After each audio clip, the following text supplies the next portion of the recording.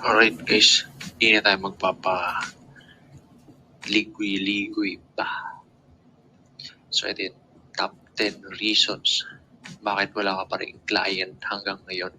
Number 10, hindi mo pinapakinggan ng maigi yung videos ni Coach Frank.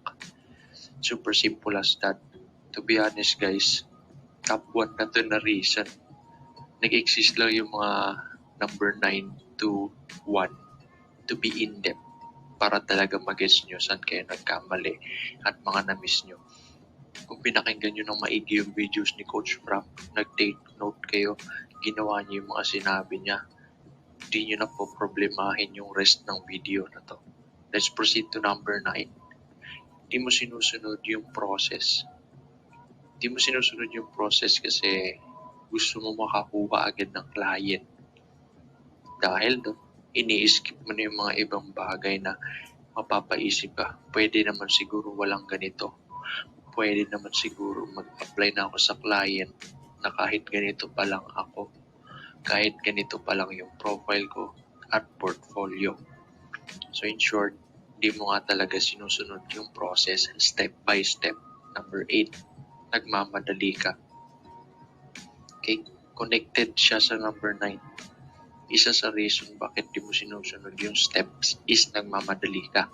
Gusto mo makakuha agad ng client and sabihin natin gusto mong makaipon agad.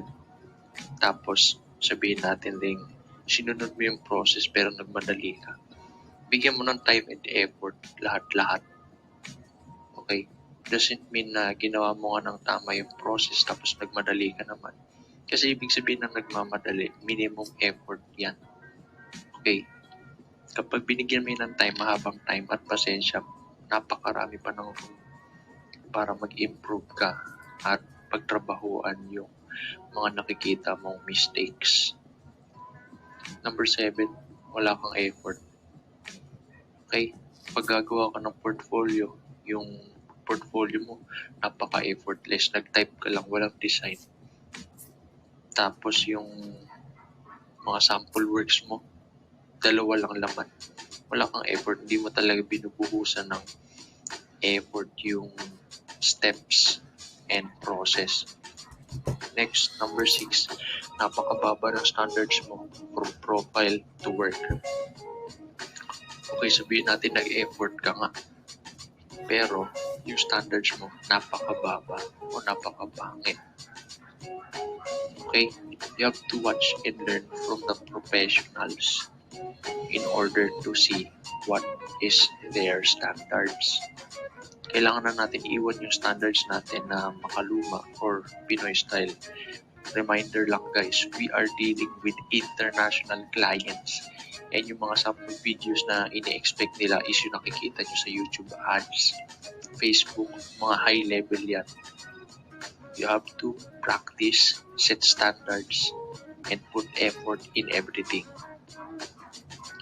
Number 5, di mo nire-research si client. So ito naman is about application na re-reject ka. Okay, ang ibig sabihin nun is pag may binibigay na link si client, hindi nyo lang basta titignan yun and then gagayahin. But also, you have to research, baka may maiiwan silang clue tulad ng YouTube channel nila. Naaralin mo yung buong channel, ano yung styles, ano yung paborito niya na kulay or pictures na laging gamitin, mga effects.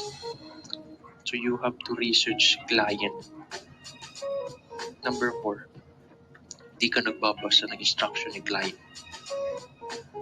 Clients like to employ people with attention to detail.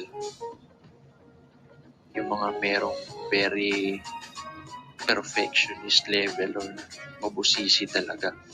Kasi useless kung nag-scroll ka lang tapos sisend ka ng CV or cover letter tapos di mo binasa yung instruction na may pinapagawa pala o pinapasabi. Example niyan is nagpapasabi sila ng magic word bago mag-message. So ini-ensure nila na hindi binabarubal yung job post nila. Gusto nila quality employee talaga yung mag-a-apply. Number 3, hindi mo inaalam ng maayos yung niche mo. Common mistake to kasi na-overwhelm kayo sa fact na si employee na yung bahala sa lahat ng work mo. You still have to study and know the basics at least of your niche in order to relate and understand what his client demanding from you. Ano yung hinahanap niya, ano yung gusto niya. Kailangan alam mo yung bumubuga sa bibig niya. So do not rely on your employee. Number 2, di ka praktisado sa interview. What? My name's Scott Bradford. I'm 19. I'm gonna be 20 in like December. Tell me something about yourself. Pandesal.